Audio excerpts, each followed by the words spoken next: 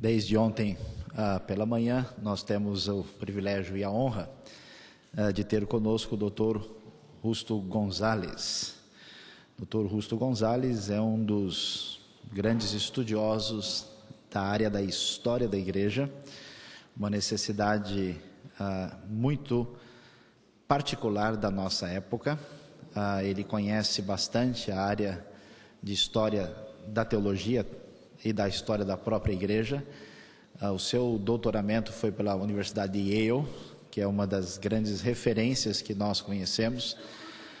Ele nasceu e viveu originalmente em Cuba, hoje vive nos Estados Unidos, tem tido uma grande influência, especialmente em pensadores, teólogos e pastores na América Latina, e já tem influenciado a realidade brasileira há muito tempo. Muitos aqui, né? Quem aqui no seminário teve que estudar e leu algum livro do Dr. Justo Gonzalez? Levante a mão. Olha lá, muita gente, né? Minhas desculpas. Então é uma satisfação, uma honra, e a gente está muito feliz porque ele ontem pela manhã mostrou todo o seu dinamismo, o seu coração. É muito bom a gente ver um teólogo, mas é bem melhor ver um teólogo cujo coração está envolvido naquilo que ele apresenta. Então é com alegria e satisfação que a gente recebe o Dr. Justo Gonzalez mais uma vez. Muito obrigado. Obrigado.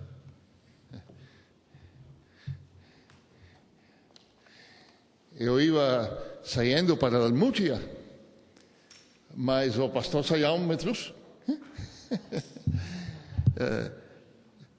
Eu estou muito contente, sendo muito grato da maneira como as diversas palestras ficam juntas.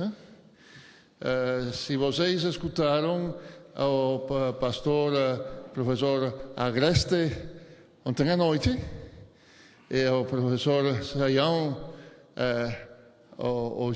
a noite anterior, e se vocês escutam com cuidado, ouvem com cuidado, verão que estamos falando da mesma coisa com palavras um pouquinho diferentes. E muito do que eu vou dizer hoje é muito perto do que nós ouvimos ontem à noite. Ontem na manhã,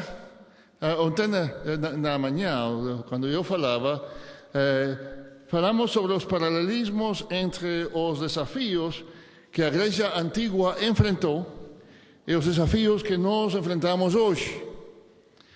Agora os convido a olhar para a Igreja Antiga e ver como ela respondeu aos desafios do seu tempo e quem são algumas possíveis lições que nós podemos tirar hoje. Em primeiro lugar, não há dúvida alguma, eu acho que mostramos isto ontem, que há um paralelismo entre o cosmopolitanismo do período helenístico e a globalização de hoje. E não há dúvida sobre o ambiente de confusão religiosa em ambos períodos. A Igreja Antiga respondeu a esses desafios de diversas maneiras. São principalmente dois desafios, para aclarar um pouquinho a coisa. Primeiramente, é o desafio deste mundo tão grande, que as gentes estão perdidas. Depois é o desafio, possivelmente mais específico teologicamente, que é o desafio de que neste mundo grande, cada pessoa se faz sua própria religião pessoal, pequena, que é a religião que ele decide das muitas ofertas. E toma um pedaço de cá, um pedaço de lá. Falemos primeiramente do desafio do mundo grande.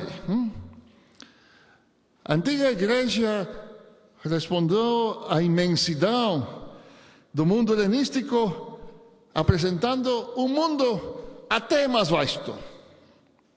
O mundo helenístico alcançou de Lusitânia até a Pérsia e da Britânia até Mauritânia, mas isto não é nada. O cosmos cristão não teve limite. O Deus cristão, em contraste com os deuses helenísticos que governavam partes da realidade, criou todas as coisas e governa sobre tudo. Todas as coisas foram feitas por intermédio dele e sem ele, nada do que foi feito se fez, diz João. Se o Império Romano era vasto, o Império Cristiano era global. Não é nada além do poder de Deus. E isto é algo que nós temos que enfatizar hoje, porque com muita frequência os cristãos de hoje tendem a esquecer o modo absoluto em que o Novo Testamento fala do poder de Deus. Faríamos bem ler de novo todo o Novo Testamento, percebendo, enfatizando quantas vezes aparecem nele as palavras tudo e nada. Tudo foi feito. Nada do que é feito foi feito sem ele.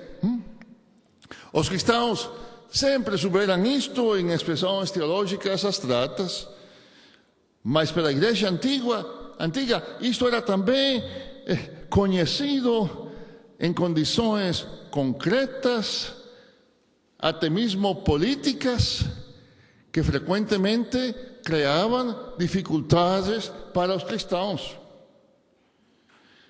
Nós tendemos a ler o Apocalipse como um anúncio de eventos catastróficos, ou até mesmo como uma espécie de programa para os últimos dias, algo paralelo aos programas de televisão. O Apocalipse diz que é o que vem proximamente. Mas para seus primeiros leitores, aqueles leitores na Ásia Menor, que primeiramente receberam este livro de João, para eles o que era notável no livro é o contraste entre duas cidades. É preciso lembrar aqui o que eu disse ontem, que a cidade, a polis, as civitas, no mundo antigo, não era a mesma coisa que uma urbe. Uma urbe é uma conjunção, uma congregação de muitas gentes em um lugar, como São Paulo. Uma cidade era todo um sistema de governo, toda uma ordem, toda uma sociedade organizada sobre certas bases da autoridade. Então, no livro do Apocalipse, há a cidade romana, por um lado, e do outro lado, a cidade de Deus, a Nova Jerusalém. O Apocalipse não minimiza o poder do Império Romano. Pelo contrário, reconhece que o poder do Império Romano é enorme. Em Apocalipse 13, João fala de duas bestas. A besta que emerge do mar e a besta que emerge da terra. Durante os séculos, os cristãos tinham diferentes interpretações para estas duas bestas. A besta é aquele homem, aquele ditador, aquele... Não. Mas se você fosse um dos cristãos da Ásia Menor no primeiro século, o significado dessas duas bestas estaria claro. Quando você olhasse de Éfeso para o oeste, quem iria domar? Os romanos. A besta que vem domar não é outro senão o mesmo Império Romano, que o João vê como servo do dragão. E seu poder é tão grande que os povos adoraram o dragão porque deu sua autoridade à besta. Também adoraram a besta, dizendo: quem é semelhante à besta? Quem pode pelejar contra ela? Então há outra besta que emerge da terra. Vi ainda, diz João, vi ainda outra besta emergir da terra. Para o cristão que entendia que a besta do mar era o Império Romano, o que seria esta segunda besta? Segunda besta, a besta que surge da terra, são todas as forças, as pessoas da Ásia Menor mesma, a gente que são da terra, que servia a besta do mar, e servindo a besta do mar, também servem a seu senhor, o dragão. Antes de continuar, devo contar uma história, que não é o caso, mas eu gosto de contar. Em Califórnia encontrei um estudante que os seus companheiros chamavam de 333. Eu disse: por que é que vocês chamam esse estudante 333? Ah, porque ele é meio bestia. Meio besta.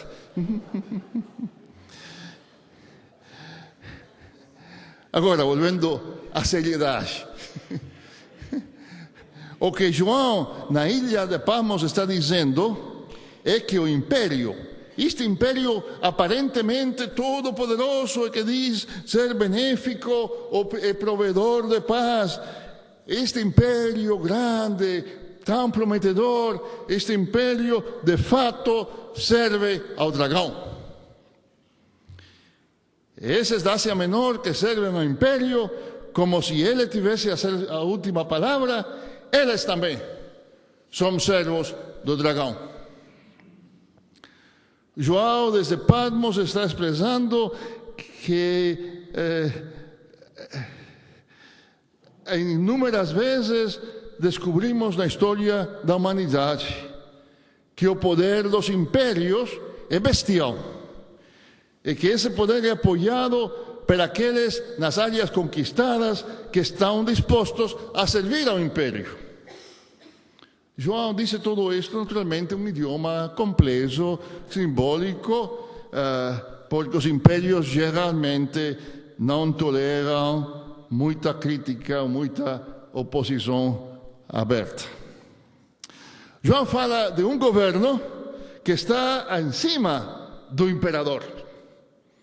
Ele fala não somente da cidade de Roma, mas também de uma cidade muito anterior e muito superior a Roma.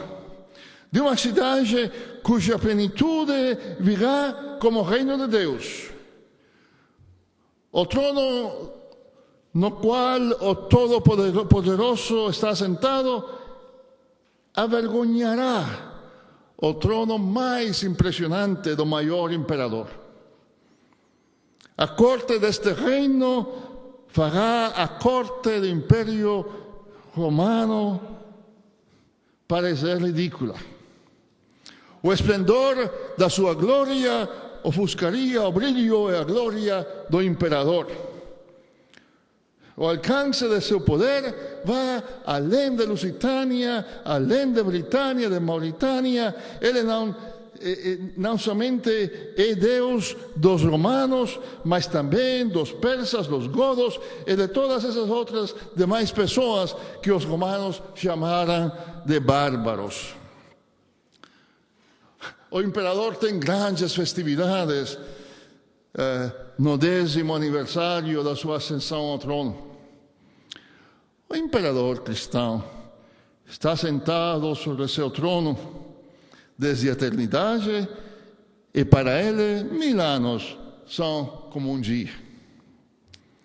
Esta mensagem era parte da resposta cristã a este mundo grande, do período helenístico. Esta mensagem teria mostrado ao imperador e ao seu império que eles não eram tão grandes como eles pensavam. Teria colocado o Império Romano, aparentemente todo poderoso, em sua perspectiva correta. Mas esta mensagem só não poderia responder por si mesma às pessoas perdidas na imensidão do mundo. Ao contrário, se o mundo helenístico era já um problema, agora este mundo ainda mais grande, cristão, ficaria um problema mais grande. As pessoas se sentiriam ainda mais insignificantes e confusas. Mas há outro lado da mensagem cristã.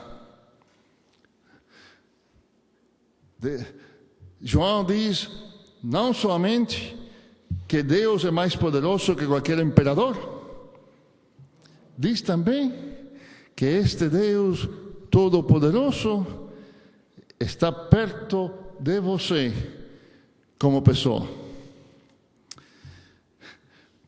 Perto do fim do Apocalipse, esse contraste é bem claro.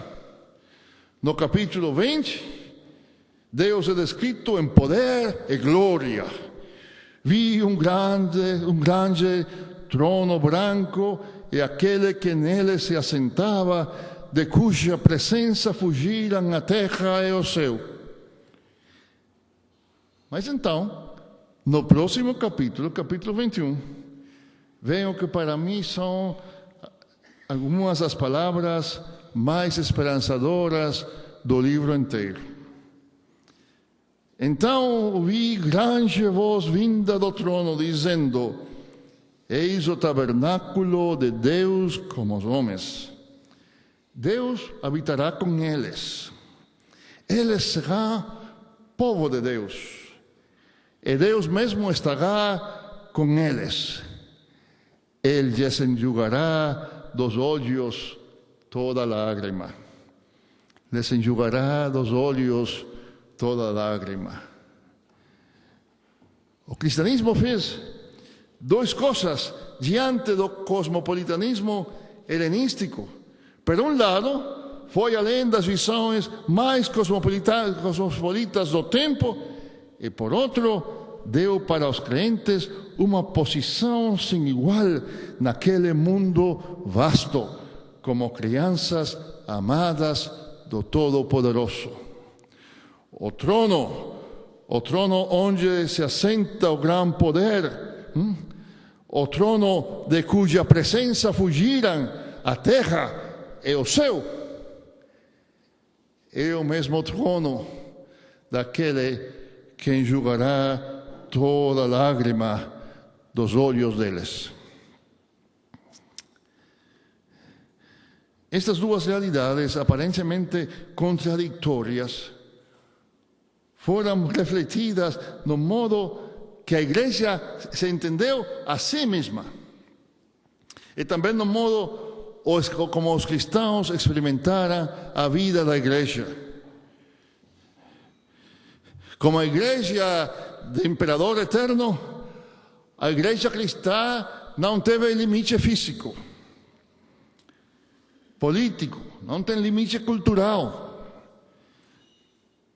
Diz Paulo: não pode haver judeu, nem greco, nem escravo, nem livre, nem homem, nem mulher, porque todos vós sois em Cristo Jesus. Em outro lado, ele diz: no qual não pode haver greco, nem judeu, circuncisão, nem incircuncisão, bárbaro, cita, escravo, livre, porém em Cristo é tudo em todos. Ainda as palavras tudo, todos. Mas a igreja também, esta igreja grande, era também uma comunidade muito íntima, composta dos irmãos e irmãs em um lugar particular. Não havia nenhuma organização humana que reivindicasse ser tão larga quanto era a igreja. E não havia nenhuma outra organização na qual as pessoas se sentiriam como em casa, como na igreja. Um escritor cristão anônimo do segundo século expressou esta realidade quando diz que os cristãos moram na própria terra, mas são estrangeiros. Toda terra estrangeira é como uma pátria para eles. E toda pátria é como uma terra estrangeira. Assim, a igreja proveu a seus membros, primeiro, uma comunidade de amor e de fé intimamente ligada. E segundo, uma comunidade mundial também de fé e de amor. Se você estivesse na sua própria cidade, a comunidade da igreja o apoiava. Se você estivesse longe, a comunidade da igreja nesta outra cidade era ainda como uma casa para você. Em resumo, da mesma maneira que Deus está sobre o mundo inteiro, Deus está também sobre o imperador. E da mesma maneira que os cristãos veem no homem particular de Jesus, vem Deus no homem particular de Jesus, assim a Igreja Universal existe entre seus membros na comunidade local concreta, na congregação. Há muita coisa que podemos aprender disto. Em primeiro lugar, temos que insistir que não importa o tamanho deste mundo globalizado no qual moramos, Deus é muito maior. Assim como as pessoas comuns do segundo século de nossa era, hoje as pessoas também têm ampla razão para se sentir perdidas em um mundo que ficou enormemente vasto e confuso. No campo da economia, a maioria das pessoas não conseguem entender o que acontece mesmo com elas mesmas. Elas tinham um emprego que pensavam estar seguro, mas algo aconteceu na China ou no Quênia, e elas ficaram desempregadas. Elas tinham economizado dinheiro para a aposentadoria e, de repente, uma série de mudanças econômicas globais surgiram, mudanças que elas não entenderam, e o dinheiro desapareceu. No campo da saúde, há erupções constantes de doenças novas que espalham como fogo selvagem e para as quais é difícil se preparar. No campo do conhecimento, a internet produziu uma explosão global que faz que todo mundo tenha muita informação e todo mundo se sinta totalmente ignorante. Todas as ciências e todas as disciplinas cresceram tanto que explodiram em 1000 especializações. Era isso que nós ouvimos à noite. Neste processo, ficamos totalmente perdidos, nos sentimos pequenos, insignificantes. Como um astrônomo disse uma vez, do ponto de vista da astronomia, os seres humanos são meras lombrigas.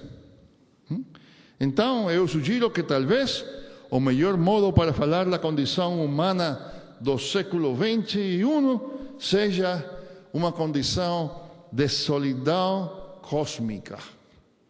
Solidão cósmica. Para esta solidão cósmica, a resposta da igreja hoje deve ser dupla. Da mesma maneira que foi a resposta da igreja dos primeiros séculos. Em primeiro lugar, temos que insistir que nosso Deus é maior que o mundo inteiro e que o universo inteiro. E temos que dizer isto não somente pela declaração teológica bem conhecida e repetida que Deus é o Criador de todas as coisas, mas também deixando isto claro em nossas vidas e em nossas atitudes e nos nossos ministérios da igreja. Como cristãos, afirmamos que não há algo que seja estranho, estrangeiro para nosso Deus. Com muita frequência, a igreja declara que Deus é o Criador de tudo, mas na prática diz para seus membros que fiquem distantes, longe disto. Deus é Criador de todas as coisas, mas fica longe da política. Deus é Criador de todas as coisas e mesmo da mente, mas fica longe da ciência. Enquanto tivermos tais atitudes, negamos em nossas ações o que proclamamos em nossa doutrina. Enquanto tivermos tais atitudes, nosso Deus, em lugar de o Criador de todas as coisas, que está acima de todas as coisas e em todas as coisas, se torna um Deus de apenas algumas coisas, as coisas religiosas, as coisas da igreja, um Deus parcial, como os deuses pagãos, antigos. Neste caso, Deus é um Deus pequeno, um Deus para nosso pequeno pedaço de realidade, um Deus para a igreja, mas não para o resto do mundo da criação. Não. Nossa resposta para um mundo globalizado e para um universo imenso deve ser, primeiramente, que o poder de nosso Deus vai além das forças mais poderosas de nosso tempo e de todos os tempos. Que o alcance de nosso Deus se estende além dos limites do universo mesmo. Isso significa que, como cristãos, acreditamos neste Deus, nada é estranho a nós. Se moramos em um mundo globalizado, tiramos força da certeza que nosso Deus é mais um Deus global. Se nós moramos em um mundo de modas rapidamente variáveis, nosso Deus é eterno. Em um cosmos em que do ponto de vista da astronomia somos somente meras lombrigas, temos que insistir que do ponto de vista de nossa fé, o universo inteiro, comparado à imensidade de Deus, não é igual a uma lombriga. Mas, como aconteceu na igreja antiga, isto não é suficiente. Dizer que Deus é maior que o universo não foi suficiente para suavizar as experiências de se sentir perdido, de ser insignificantes na imensidão e complexidade do mundo. Então, aqui é importante explorar o outro lado da moeda. O Deus que está acima de tudo, em tudo, o Deus que é o maior que o universo inteiro, não é demasiado grande para estar com cada um de nós. Não é demasiado grande para se tornado um de nós. A imensidade de Deus é grande. O amor de Deus é ainda maior. Este é o coração da mensagem cristã. Isto era o que fez da mensagem da igreja nos seus primeiros séculos ser tão poderosa. Nós não estamos sós neste vasto mundo. O imperador do mundo, o mesmo imperador do mundo, está conosco.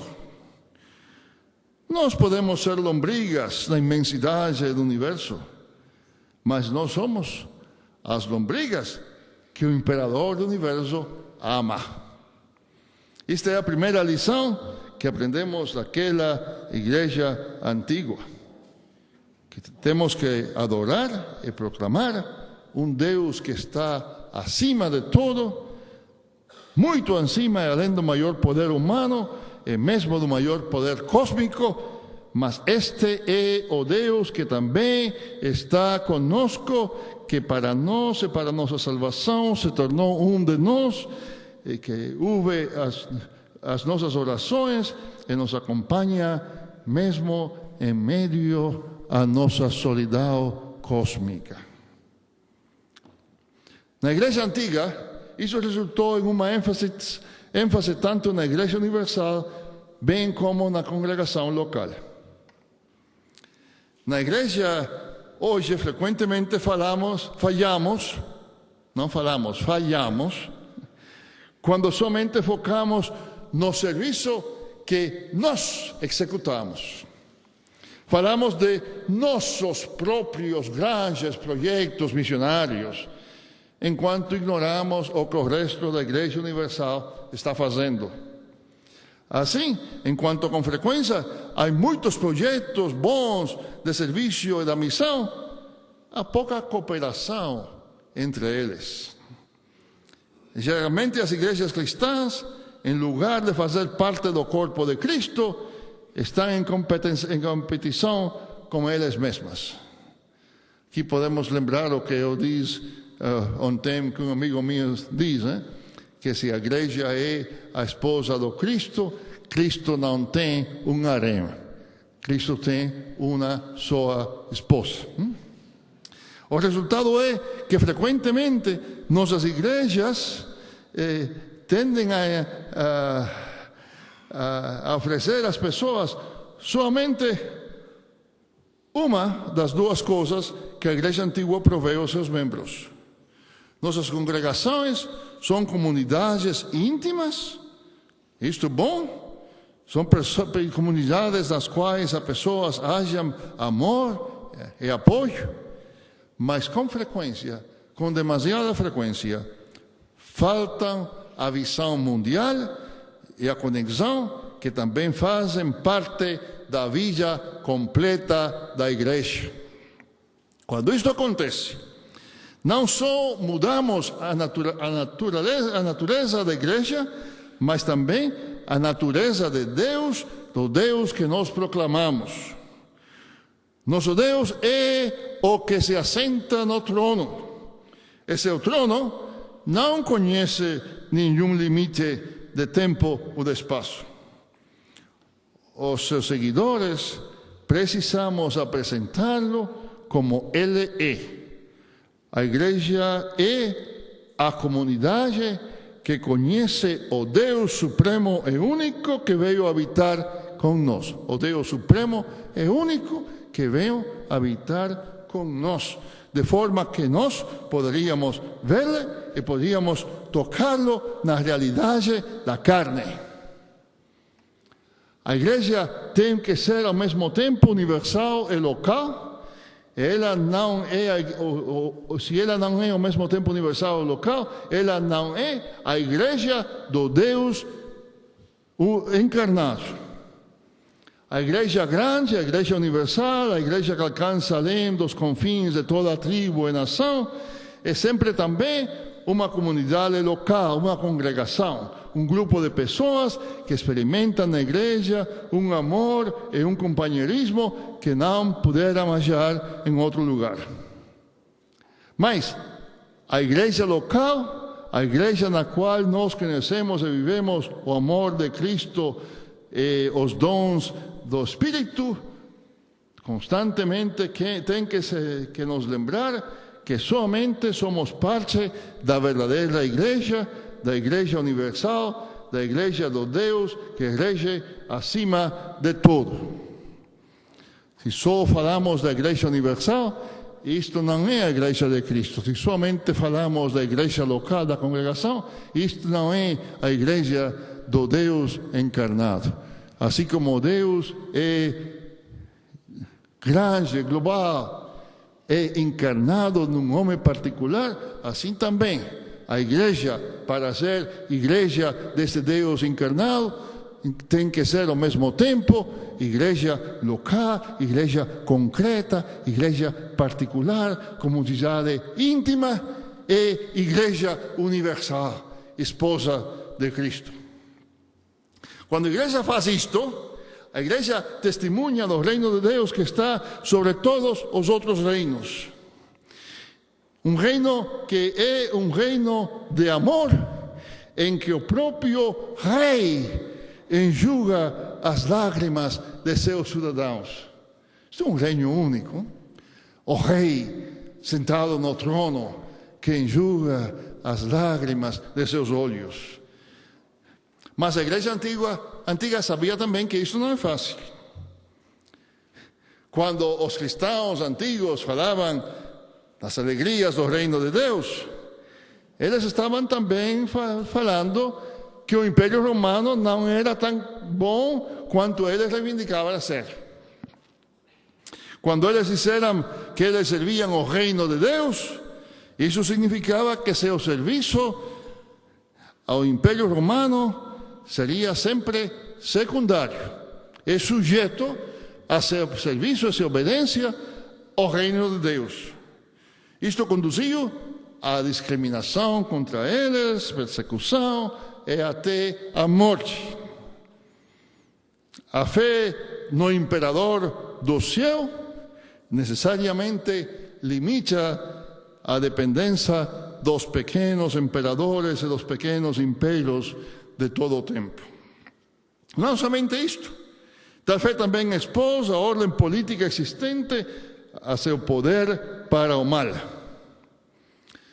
Volvendo ao tempo do Apocalipse, o Império Romano era uma ordem que reivindicava trazer paz, a famosa Pax Romana. E fez isto pelo poder da espada. Esta era uma ordem que reivindicava ter enriquecido províncias como a Ásia Menor, mas enquanto sua própria província era mais rica, os ricos da província também eram mais ricos, a maioria das pessoas que viveram nela eram mais pobres e até mesmo famintos. Também temos que aprender isto da igreja antiga. Servir ao Rei Eterno e seu reino significa que todos os reinos devem ser julgados pelo serviço ao reino de Deus. Que não importa quais sejam suas reivindicações, todo reino deste mundo é muito distante do reino de Deus e deve ser medido e julgado pelos padrões desse reino. Isto não é fácil. Particularmente quando os cristãos vivem em um mundo em sistemas humanos que reivindicam ser a resposta a todos os males do universo. Quando o governo persegue a igreja, é fácil ver que é ruim, mas é importante notar que o mal do Apocalipse é muito poderoso, não porque se manifesta como ruim, mas porque se disfarça como bom. O anticristo, desde a passada, o anticristo nunca emprega a palavra anticristo. O anticristo não está no Apocalipse, mas nós podemos as coisas juntas, bem? Mas o anticristo pode enganar as pessoas, não porque ele é claramente ruim, mas porque ele se parece com Cristo. João declara em Apocalipse 13 que a besta possuía 2 chifres, parecendo cordeiro, mas falava como dragão. Os poderes do mundo parecem ser bons, todos eles são cordeiros, mas quando você escuta suas vozes, frequentemente o que você ouve são as vozes do dragão.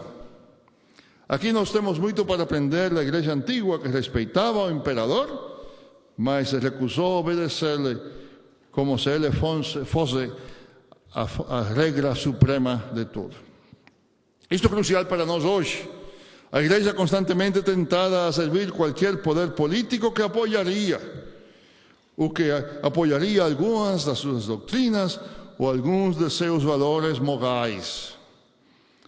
Há igrejas que estão tão dispostas a apoiar um governo injusto, contanto que este governo as apoie a elas. Quando eu era criança, nós criticávamos com frequência a Igreja Católica Romana porque ela apoiou os ditadores, contanto que eles permitissem a ela continuar com seus privilégios. Mas agora, nós temos visto igrejas protestantes que apoiaram um ditador simplesmente porque ele se declarou crente ou porque ele citou a Bíblia. João de Patmos nos lembraria que o anticristo se apresenta em trajes de um salvador e que as bestas que servem ao dragão podem se disfarçar facilmente de cordeiros. Bom, ontem eu dizia que um dos resultados do cosmopolitanismo dos primeiros séculos era o sincretismo. As pessoas levaram pequenos pedaços de uma religião e do outro. E nesta atmosfera muitos incluíram a Cristo mesmo, o seu nome, nas suas próprias misturas particulares, nas suas próprias fórmulas religiosas. Também vemos que isto mesmo é verdade hoje.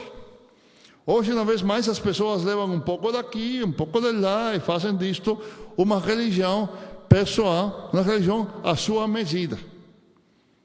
E da mesma maneira que na igreja antiga isto resultou no gnosticismo e muitas outras heresias, em nossos dias isto tem também consequências semelhantes. Desde o tempo de Constantino até data relativamente recente, a igreja respondeu a tais práticas simplesmente afirmando sua própria autoridade, a autoridade da igreja. Se alguém ensinasse algo que a igreja considerasse errado, aquela pessoa simplesmente era declarada herege. E a coisa terminou. No tempo de Constantino mesmo, isto resultou em que os obispos heréticos foram depostos e exilados. Posteriormente, os castigos aumentaram até o ponto que os hereges foram condenados à morte. Vocês conhecem toda essa história. Mas mesmo quando isto não era o caso, os ensinos poderiam ser suprimidos e a palavra da igreja bastava para que todos soubessem que tais ensinos deveriam ser rejeitados. Até mesmo depois da reforma protestante, a autoridade das igrejas fora suficientemente reconhecida para ser usada contra os falsos ensinos. Antes do tempo de Constantino, a coisa era bem diferente. A igreja não tinha tal poder. Antes do tempo de Constantino, o único modo de agir contra as falsas doutrinas era provar que estavam erradas, convencer a todos os outros que tais ensinos eram falsos. Hoje, uma vez mais, as igrejas não têm tal poder. As pessoas escolhem o que querem acreditar, não importa o que a igreja diz. Se uma igreja lhes diz algo que eles não gostam, eles acham outra que seja mais agradável.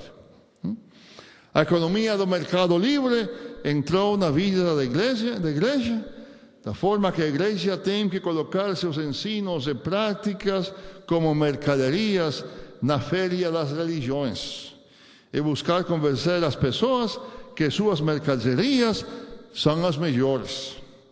Assim como um vendedor, a igreja tem que provar a seus potenciais clientes que seu produto é o melhor. Podemos não gostar disto, mas esta é a realidade de nosso tempo. Diante desta realidade, temos algumas opções. Uma é lamentar, reclamar, não fazer nada. Outra é insistir na autoridade da igreja. E o que o pastor diz, isto todo mundo tem que crer porque o pastor o diz. Mas outra ainda é olhar para outros tempos, nos quais a igreja esteve em circunstâncias semelhantes e ver o que podemos aprender deles. Se foi durante a era pré-Constantina que a igreja estava em circunstâncias semelhantes. Talvez possamos aprender algo estudando e considerando a maneira pela qual aquela igreja respondeu àquele desafio. Aqui vão ver alguns paralelismos entre o que eu digo hoje e o que o irmão Agreste diz à noite. A resposta da igreja teve muitas facetas, mas hoje eu gostaria de enfatizar 4 delas. Talvez 3,5, porque há uma da qual os historiadores não concordam em todo, mas 4 delas. O cânon do Novo Testamento. A meia é a regra da fé. Terceiro, o treinamento de candidatos. Quarto, o poder dos ritos. Olhemos primeiro para o cânon do Novo Testamento, mais especificamente o fato porque o cânon inclui 4 evangelhos. Por que o Novo Testamento tem 4 evangelhos diferentes? Não seria muito mais simples ter um único evangelho? Que reúne todos os ensinos apresentados pelos 4. Assim evitaríamos ter que lidar com a pergunta das genealogias diferentes em Mateus ou em Lucas, ou dos diferentes relatos do nascimento de Jesus, ou as histórias diferentes da alimentação de multitudes. Quando o doutor lia hoje a história em Marcos da alimentação das multitudes, eu me lembrava de um tempo quando eu tinha como 16, 17 anos. Ele era o único crente de uma escola que tinha 1000 estudantes. Eles me chamavam o Calvino. Eu constantemente tratava de evangelizar a meus companheiros. Um dia eu tinha reunidos como 10, 12 em torno meu, estava falando sobre a fé, o testemunho cristão, a salvação em Cristo, tudo isto. E um companheiro que sabia mais Bíblia que eu, mas não era crente. Ele era marxista, depois ele foi embaixador de Cuba em Nicarágua. Esse companheiro vem, ele tinha um Novo Testamento. Ele começa a ler as histórias da alimentação das multitudes. Lê uma, lê outra, lê outra, lê outra. Então ele fecha seu livro e diz: agora, Justo, diz-me, a quantas gentes alimentou Jesus com quantos pezinhos e quantos pães e quanto restou ao final? Porque se você compara as narrações do Novo Testamento, você vê que umas vezes são mais pessoas, outras são menos, umas vezes são 7 cestas, outras são 12, umas vezes são mais peixes, mais pães, etc. Eu fiquei, eu fiquei calado, ou menos, né? Então, eu fui à biblioteca dos meus pais. Eu encontrei um livro, este é o livro que vai me ajudar muito. Uma harmonia dos 4 evangelhos. Eu tomei a harmonia, comecei a ler. Eu cheguei à conclusão que a harmonia não harmonizava nada. Ao contrário, posto que cada história do evangelho estava junto à outra, então as diferenças eram ainda mais grandes. Não seria muito mais fácil ter somente um evangelho?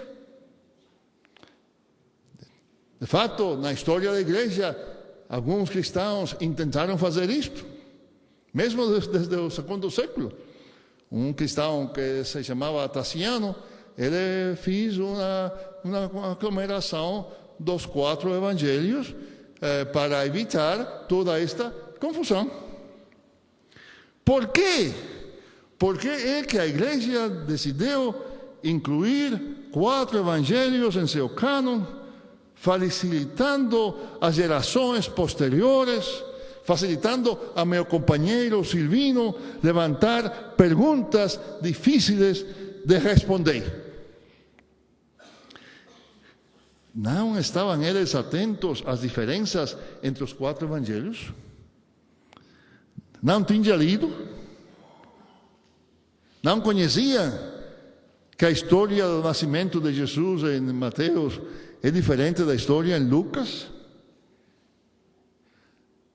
A verdade é que a igreja antiga incluiu os 4 evangelhos no cânon, não apesar das suas diferenças, mas precisamente porque eram diferentes. A igreja estava lutando contra vários ensinos gnósticos e outras interpretações errôneas do cristianismo que negavam alguns dos eventos cruciais da vida de Jesus. Cada uma dessas heresias, cada um desses movimentos tinha sua própria interpretação do Evangelho, e muitos deles tinham também um livro que eles chamavam, por exemplo, o Evangelho da Verdade, o Evangelho de Judas, o Evangelho de Tomé, etc. Contra tal proliferação, havia um argumento forte que 4 evangelistas diferentes, de perspectivas diferentes, testemunharam com diferentes detalhes, mas estavam de acordo nos assuntos cruciais debatidos. Um exemplo. Em um tribunal, uma multiplicidade de testemunhas tem mais autoridade do que uma única testemunha. Mas as testemunhas devem ser verdadeiramente independentes e têm que falar de perspectivas diferentes. Na realidade, se em um julgamento todas as testemunhas concordarem em todos os detalhes, o testemunho é provavelmente falso, porque alguém os instruiu a que eles dizem o que eles deveriam dizer. Se todos os testigos de um crime contam a história exatamente da mesma maneira, com os mesmos detalhes, sem diferença alguma, se eu sou o juiz, eu mando todos a cárcere, porque são mentirosos. Mas o importante é o crime mesmo, o assunto que se debate. Então, o que a igreja tinha é uma multiplicidade de testemunhas diferentes, mas todas falando e dizendo as mesmas coisas nos assuntos centrais da fé cristã. É por isso que a igreja incluiu diferentes evangelhos que todos falam do mesmo evangelho. Os valentinianos, nos grupos gnósticos, afirmavam que seu livro, o Evangelho da Verdade, era o verdadeiro e único evangelho. E os outros hereges fizeram o mesmo, cada um deles com seu próprio livro, seu próprio evangelho. Em contraste, a igreja apresentou 4 testemunhas diferentes que concordaram nos pontos cruciais em discussão. São estes 4 testemunhos oferecidos juntos que os escritores cristãos antigos chamaram de a testemunha católica do Evangelho. Nesse contexto é importante entender, esclarecer o significado pleno da palavra católico. Na escola dominical eu aprendi que o católico e o universal é o mesmo. Sim e não. Em certo modo, o católico é o mesmo que o universal. Mas há também uma diferença importante. Etimologicamente, o universal é o que vai todo na mesma direção. O universal se aproxima muito do uniforme. O católico, a palavra católico é uma composição de duas raízes gregas. Primeira é a mesma palavra que aparece no título completo dos evangelhos. O evangelho de acordo a Mateus, do evangelho de acordo a Marcos. Evangelion κατά Mataion, κατά Marcon, κατά Lucan, etc. Essa palavra κατά indica segundo, de acordo a. E a outra metade é a mesma raiz que você tem na palavra holograma. Um holograma, diz isso em português, um holograma, sim? Um holograma é uma visão de uma coisa, não somente de uma só perspectiva, uma coisa chata, mas é uma visão de uma coisa de diversas perspectivas. Então você tem mais sistema, mais complexidade. Então, o que a palavra católico quer dizer é de acordo com o todo, de acordo com todos. Então, por sua própria etimologia, a palavra católico implica uma diversidade.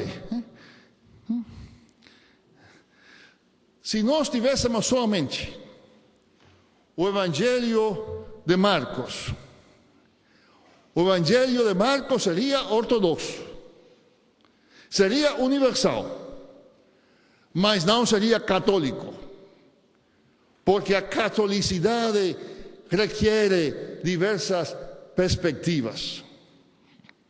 Muitas vezes nós não gostamos disto, mas quando nós pensamos um pouquinho, isto é o que todos fazemos. Por que você tem 2 olhos? Porque cada um dos seus 2 olhos não vê a mesma coisa. Com um só olho, você não tem sentido de profundidade. Mas com os 2 olhos, você vê as coisas melhor, você sabe onde é que as coisas estão, que isso está mais perto, aquilo está mais longe. É a mesma, esta multiplicidade. A visão é, se você quer, uma visão católica. É uma visão segundo os 2 olhos. E do mesmo modo, o Evangelho de Jesus Cristo tem uma testemunha católica, porque o Evangelho do qual falam, do qual testemunham 4 autores diferentes, todos crentes, todos dizendo a verdade, mas ainda não dizendo exatamente a mesma coisa. Por estas razões, quando nós olhamos para o cânon do Novo Testamento, temos que vê-lo como fechado, isso todos sabemos, mas também como um índice de abertura. Fechado, o cânon deixa bem claro que as pessoas não podem simplesmente inventar tudo o que elas desejam sobre Jesus. A história já foi contada, já foi dita em sua plenitude. Ninguém pode acrescentar absolutamente nada. Isto é óbvio. Mas o que constantemente não vemos é o outro lado da moeda. A multiplicidade dos evangelhos insinua que sua testemunha nunca pode ser contida em uma expressão única, fixa, simples. Isto pode nos causar um pouco de desconforto, talvez muito desconforto. Nós desejaríamos ter uma palavra final, uma palavra que nós poderíamos controlar, sistematizar, de forma que mostrasse a posse final de toda a verdade. Mas a multiplicidade mesma dos evangelhos não nos permite fazer isto. Cada um dos 4 evangelhos e os 4 juntos são a palavra de Deus. Essa palavra é essa palavra que temos que escutar queremos resultar, no entanto, jamais podemos poseerla. Esta palavra permanece, fica a palavra de Deus. Ela fica sempre livre e soberana. ¿A qué hora debo terminar? ¿A qué hora debo terminar? 11. Bom, então vou somente mencionar, isto me faz pensar a uma passagem de Søren Kierkegaard, onde ele diz, citando um poeta alemão, que se Deus visse e lhe mostrasse duas mãos, e Deus diz, aqui, na mão direita, tenho toda a verdade. Aqui, na mão esquerda, tenho a constante búsqueda e servitude da verdade. E Deus me diz, escolhe. Eu diria, dá-me, Senhor, a mão esquerda, porque a verdade completa e absoluta somente a te appartém, somente é tua.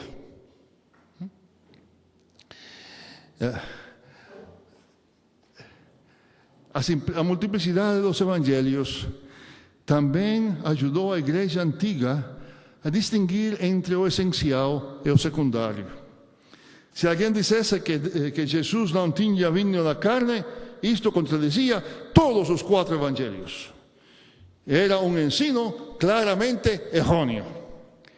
Mas enquanto concordassem no essencial, as pessoas poderiam divergir no secundário ou mesmo assim fazer parte da mesma igreja. Não era preciso concordar em tudo. Quantos pães e quantos pezinhos empregou Jesus?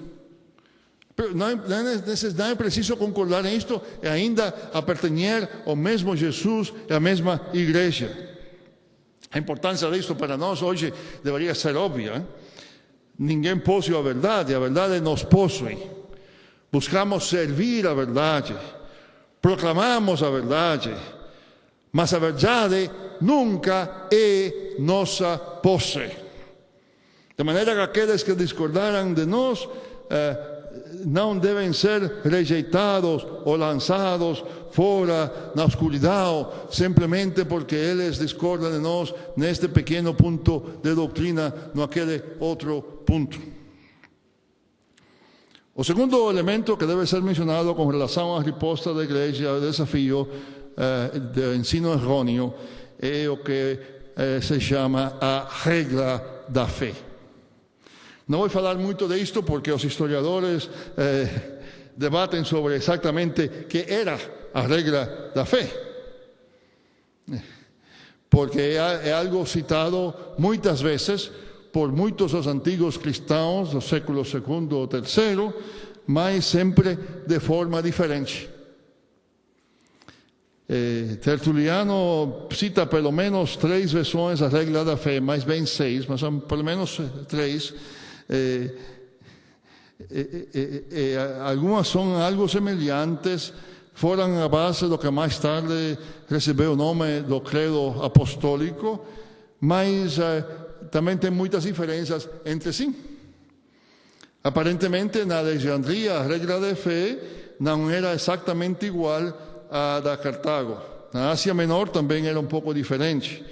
A explicação mais lógica é que a regra de fé não era uma fórmula fixa, um texto escrito, mas um resumo geral dos pontos essenciais da doutrina cristã que a igreja ensinava, mas não como uma fórmula fixa.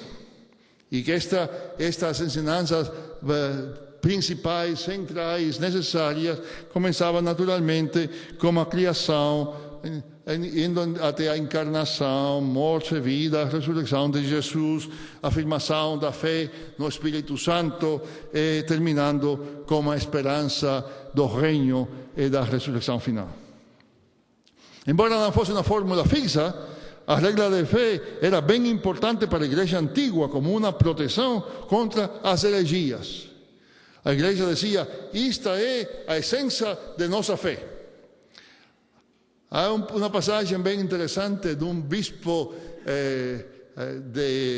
originalmente da Ásia Menor, mas o bispo no que agora é o sul de França, em Lyon. Seu nome era Irineu. Irineu trabalhava não somente com sua congregação, mas também como missionário, evangelizador entre os celtas, os gaulês, que estavam cerca dele. Ele diz que os gaulês não têm a Bíblia. Não podem ter, porque esse idioma não existe mesmo como idioma escrito. Mas Irineu diz que ele não tem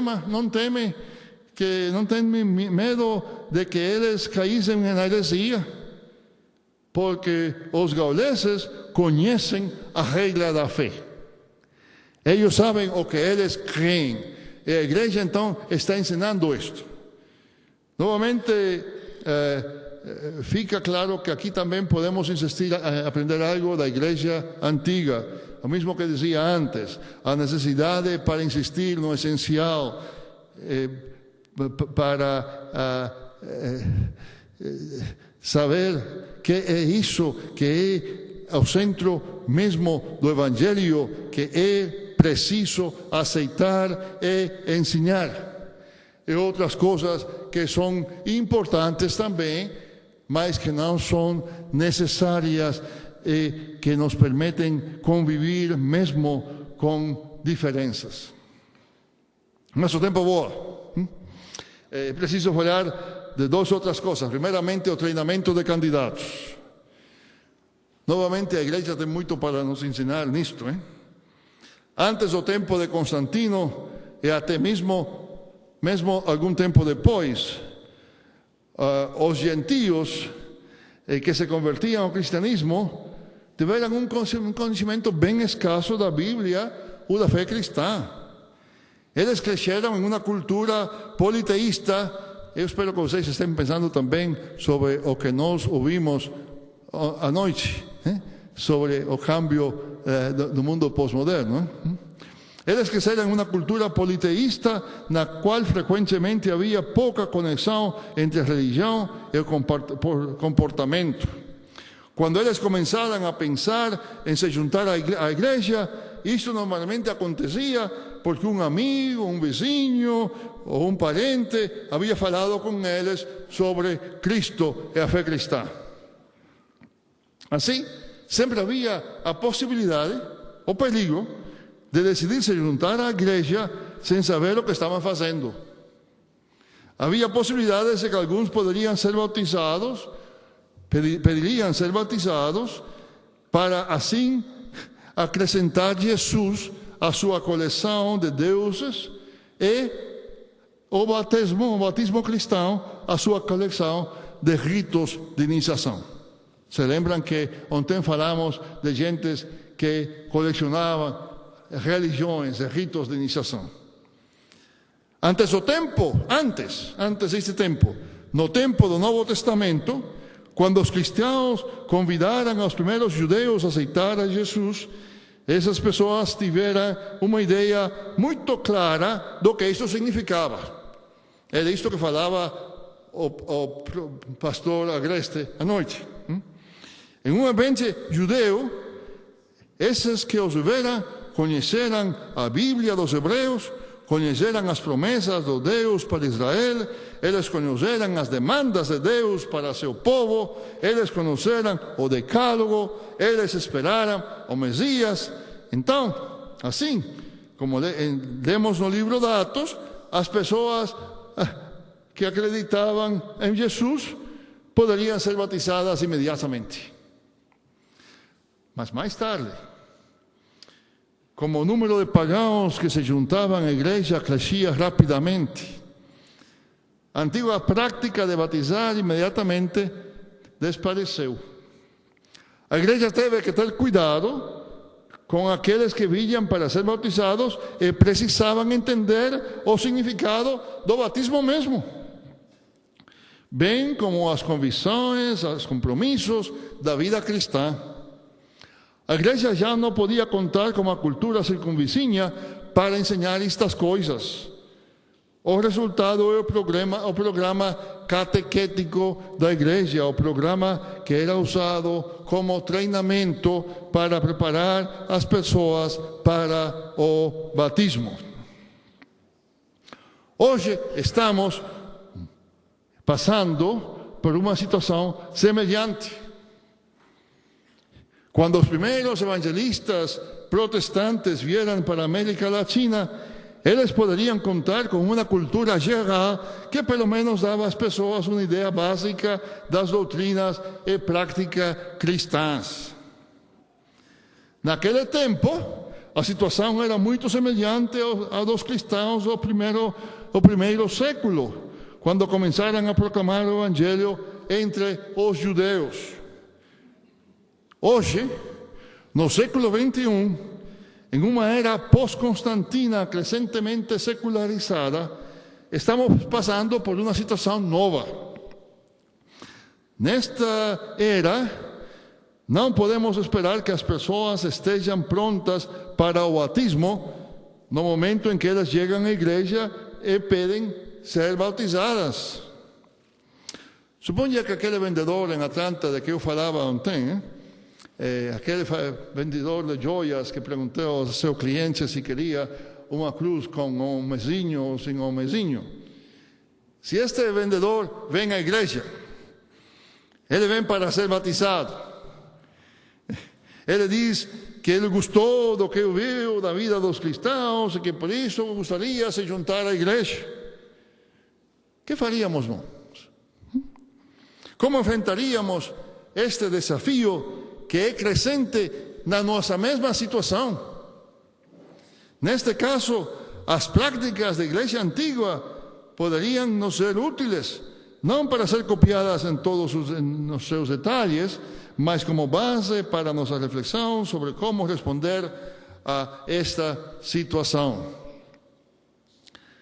Na igreja antiga, ao menos no século II ou III, quando uma pessoa gentil pedia para ser bautizada, ela era colocada em um grupo de catecúmenos, que foi o nome dado às pessoas que se prepararam para batismo. O novo convertido permanecia naquele grupo de instrução e de supervisão, normalmente pelo menos durante 2 anos, algumas vezes 3 ou até mais. Isto incluía tanto as doutrinas centrais da fé cristã, como os princípios e práticas do comportamento cristão. Quando os novos convertidos foram muito numerosos, para que o pastor, o bispo, os conduzisse diretamente, outros que tinham estado particularmente preparados para aquela tarefa conduziam os grupos. Então, algumas semanas antes da Páscoa, o pastor faria 2 coisas. Primeiro, ele trazia todos os candidatos diante da congregação. Declarava que estas eram as pessoas que pareciam estar prontas para o batismo. E perguntava à congregação se alguém que soubesse de alguma coisa que podia impedir algum candidato de ser batizado, que ele dissesse. E segundo, ele, o pastor, o bispo, assumiria a responsabilidade então pelas semanas finais do ensino, quando o ênfase estaria na doutrina. Isto a vezes foi chamado traditio e reditio symboli, o dar e o devolver o credo. Essencialmente, o bispo ensinava aos candidatos cada ponto do credo, da regra de fé, cada ponto do que eles teriam que afirmar no momento de seu bautismo. E depois eles tinham que repetir e explicar cada ponto disto para estar bem seguros que de fato tinham aprendido os essenciais da fé cristã. Somente depois desse processo eram julgados, preparados para o batismo.